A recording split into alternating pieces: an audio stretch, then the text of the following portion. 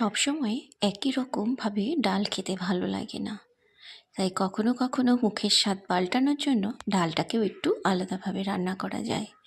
আজ আমি একটু আলাদা রকমভাবে ডাল বানিয়েছি, আশা করছি আপনাদের ভালো লাগবে। কিচেন ব্লগস থেকে আমি মৌসুমি।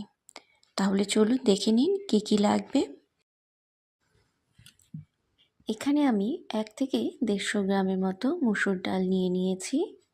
তার সাথে আমি একটি মাঝারি সাইজের পেঁয়াজ কুচি করে কেটে নিয়েছি, একটি ছোট সাইজের টমেটো টুকরো করে নিয়েছি, একটি ছোট্ট রসুন আর 3-4টে কাঁচা লঙ্কা কেটে নিয়েছি, অল্প ধনেপাতাও কুচিয়ে নিয়েছি।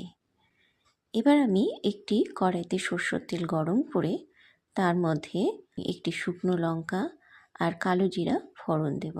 পেঁয়াজগুলি দিয়ে দিচ্ছি। পেঁয়াজগুলি আমি বেশ ভালো করে লাল লাল করে ভেজে নেব। এবার এর মধ্যে কুচিয়ে রাখা রসুন আর কাঁচা লঙ্কা দিয়ে দেব। এটাও আমি একটু কিছুক্ষণ ভাজা ভাজা করে নেব। এবার এর মধ্যে আমি টমেটোগুলো পুরোটা দেব না, অর্ধেকটা দিচ্ছি আর কিছুটা রেখে দেব। কিছুটা টমেটো আমার পরে কাজে লাগবে। একটু টমেটোগুলোকে ভাজা ভাজা করে নিয়ে এর মধ্যে হাফ চামচ হলুদ আর ডালগুলো ভালো করে ধুয়ে এর মধ্যে দিয়ে দিতে হবে।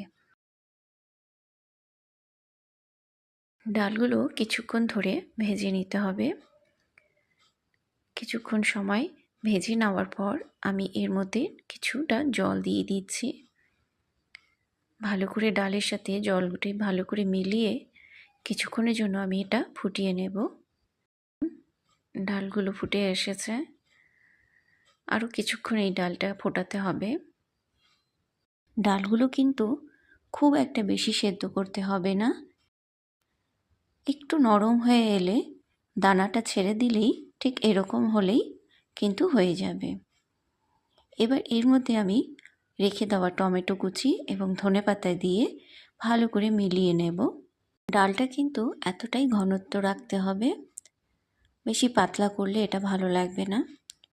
এই রেসিপিটি একবার হলেও বানিয়ে দেখবেন, ভালো লাগবে। ডালগুলো আমি অন্য পাত্রে নামিয়ে নিয়ে তার মধ্যে আমি 2 টেবিল স্পুনের মতন কাঁচা সরষের তেল দিয়ে দিলাম।